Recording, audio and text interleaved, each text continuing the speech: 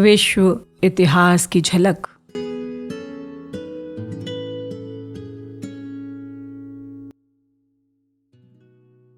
इस यात्रा में हम बहुत आगे निकल आए हैं और मनुष्य की खोज में जुट गए हैं। यही शीर्षक भी है उस पत्र का जिसे 10 जून 1932 को लिखा गया था। 4 दिन हुए मैंने तुम्हें बरेली जेल से पत्र लिखा था। उसी दिन शाम को मुझसे अपना असबाब इकट्ठा करके जेल से बाहर जाने को कहा गया, छूटने को नहीं बल्कि दूसरी जेल में जाने को। इसलिए मैंने उस बैरक में अपने साथियों से, जिनके साथ में ठीक 4 महीने रहा, विदा ली। मैंने उस बड़ी 24 फुट की ऊंची इमारत की दीवार पर आखिरी नज़र डाली जिसकी छाया में मैं इतने दिन रहा, और फिर थोड़ी देर के लिए बाहर की दुनिया देखने के लिए निकल गया। हम 2 आदमियों की बदली की जा रही है।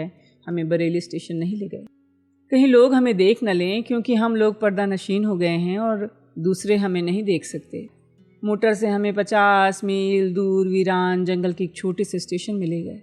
इस सैर के लिए मैंने मन ही मन धन्यवाद किया, क्योंकि कई महीने के एकांत के बाद रात की ठंडी हवा का स्पर्श और हल्के अंधेरे में आदमियों, जानवरों और पेड़ों की तेजी से भागती हुई छायाएं तबीयत को अच्छी मालूम होती थी। हम देहरादून जा रहे थे। बड़े तड़के ही सफ़र की आखिरी मंजिल तक पहुंचने पर हमें रेल से उतार लिया गया और फिर मोटर पर बैठा कर ले गए जिससे कोई देख न ले। और अब मैं देहरादून की एक छोटी सी जेल में बैठा हूँ। ये जगह बरेली से अच्छी है, यहाँ गर्मी नहीं है और यहाँ का तापमान बरेली की तरह 112 डिग्री तक नहीं पहुँचता।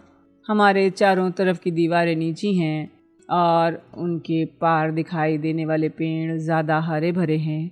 दीवार के उस पार दूर एक खजूर के पेड़ की चोटी दिखाई देती है। इस दृश्य से मेरी तबीयत खुश हो जाती है।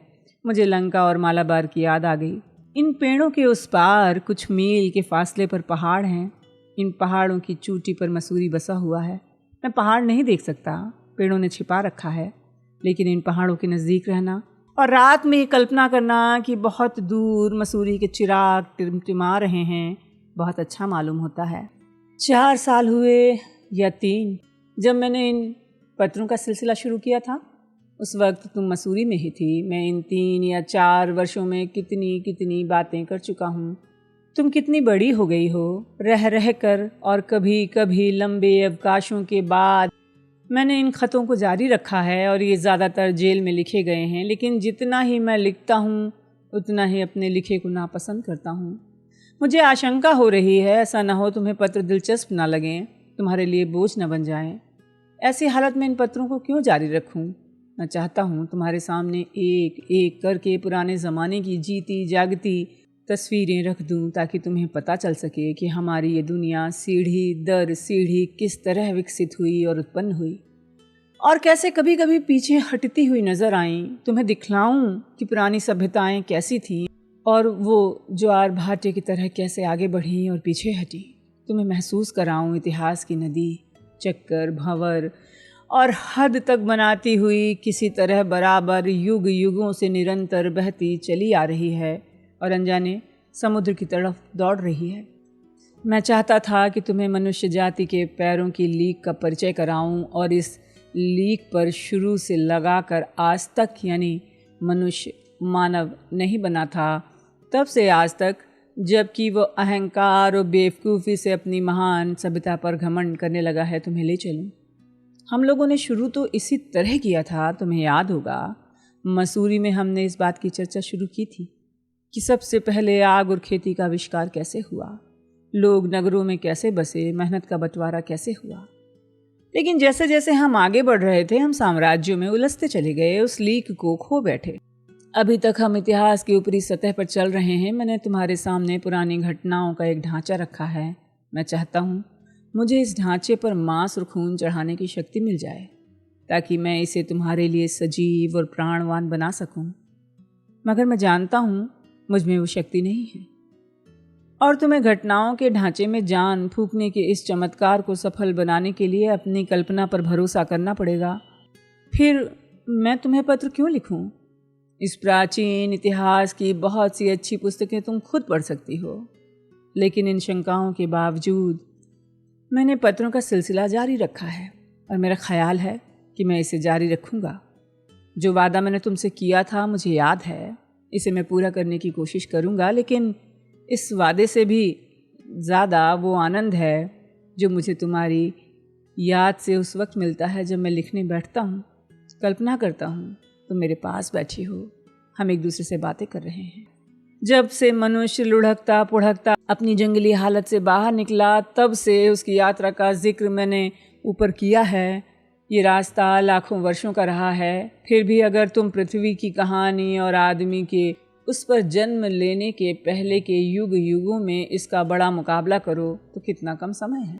लेकिन हमारे लिए उन तमाम बड़े बड़े जानवरों के मुकाबले में जो मनुष्य के पहले मौजूद थे, मनुष्य कुदरती तौर पर ज़्यादा दिलचस्पी रखता है। ये इसलिए कि मनुष्य अपने साथ एक नई चीज़ लाया था जो शायद दूसरों में नहीं पाई गई थी। वो थी बुद्धि, जिज्ञासा, यानी खोजने की इच्छा। इस तरह शुरू हुई आदमी की खोज की धुन। किसी छोटे बच्चे को देखो, वो अपने चारों ओर की नई और विचित्र दुनिया को कैसे देखता है, आदमियों और दूसरी चीज़ों को कैसे पहचानने लगता है, कैसे सीखता है। किसी छोटी लड़की को देखो, अगर वो तंदुरुस्त और चौकस है तो वो कितनी ही बातों के बारे में सवाल करेगी। और इस तरह इतिहास के प्रभात में जब मनुष्य का बचपन और दुनिया नई और अद्भुत थी, उसके लिए कुछ डरावनी थी। उसने अपने चारों तरफ नज़र डाली होगी, गौर से देखा होगा, सवाल पूछे होंगे, लेकिन वो अपने सिवाय सवाल पूछता भी किससे? कोई दूसरा जवाब देने वाला था भी तो नहीं। हाँ, उसके पास एक छोटी अजीब चीज़ थी, बुद्धि, और उसकी मदद से धीरे धीरे तकलीफ़ें उठाकर वो अपने अनुभवों को जमा करता रहा। उसने ज्ञान हासिल किया। इस तरह शुरू के ज़माने से आज तक मानव की खोज का सिलसिला चलता चला आ रहा है।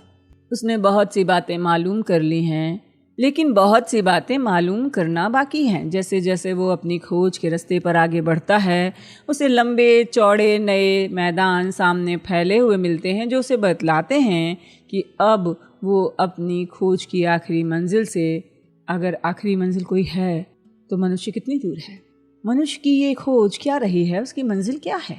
हजारों वर्षों से लोगों ने इन सवालों का जवाब देने की कोशिश की है। धर्म, दर्शन और विज्ञान सब ने इन सवालों पर विचार किया है और बहुत से जवाब दिए हैं।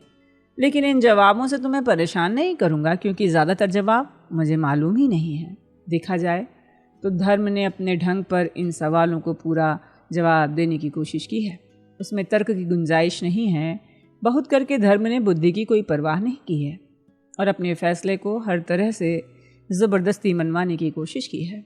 विज्ञान के जवाब में संदेह और हिचकिचाहट होती है, क्योंकि विज्ञान का स्वभाव ये है कि वो हठ धर्मी नहीं करता, वो प्रयोग और तर्क करता है और मनुष्य की बुद्धि का सहारा लेता है। ये कहने की ज़रूरत नहीं है मैं विज्ञान को और विज्ञान के तरीकों को पसंद करता हूँ। ये संभव है कि हम मनुष्य की खोज के बारे में इन सवालों का जवाब भरोसे के साथ न दे सकें, लेकिन इतना हम देखते हैं कि ये खोज दो ढंगों पर चलती है। मनुष्य ने अपने बाहर की चीज़ों पर गौर किया और अपने भीतर भी।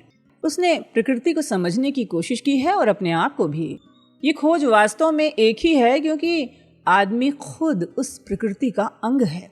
भारत और यूनान के पुराने तत्व ज्ञानियों ने कहा है, अपने को जानो, और उपनिषदों में इस ज्ञान के लिए प्राचीन भारत के आर्यों के इन अद्भुत और निरंतर प्रयासों का लेखा है।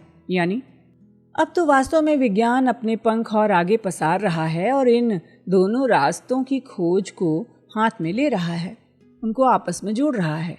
एक और तो विज्ञान बहुत दूर के सितारों की विश्वास के साथ खोज कर रहा है, और दूसरी ओर हमें उन निरंतर गतिशील नन्ही नन्ही चीज़ों यानी इलेक्ट्रॉन और प्रोटॉनों का हाल बता रहा है जिनसे सारा पदार्थ बना है।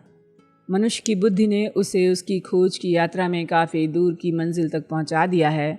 जैसे जैसे मनुष्य प्रगति को समझना सीखता है, वैसे वैसे वो उसका उपयोग करके अपने फ़ायदे के कामों में लग जाता है, और उसे इसी तरह उसने ज़्यादा शक्ति हासिल की है। लेकिन अफसोस है, इस नई शक्ति का उसने ठीक ढंग से इस्तेमाल नहीं किया है, बल्कि अक्सर बेजा इस्तेमाल किया है। मनुष्य ने विज्ञान का ज़्यादातर उपयोग ऐसे भयंकर अस्त्र बनाने के लिए किया है जिनसे वो अपने ही भाइयों को मार डाले और इतनी मेहनत से तैयार की हुई सभ्यता को नष्ट कर दे।